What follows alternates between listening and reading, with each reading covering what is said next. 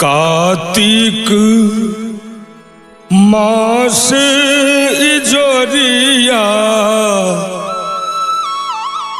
सप्तमी तिथि आयल रे।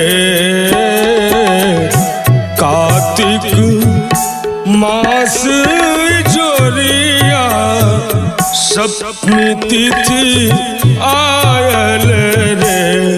ललनार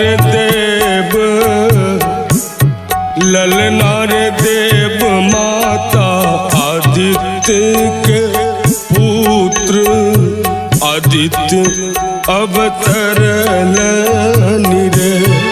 ललनार देव माता आदित्य के पुत्र आदित्य अवतरल रे। कार्तिक मास जोरिया सप्तमी तिथि आयल रे। ललनार देव माता आदित्य के पुत्र आदित्य अवतरल रे।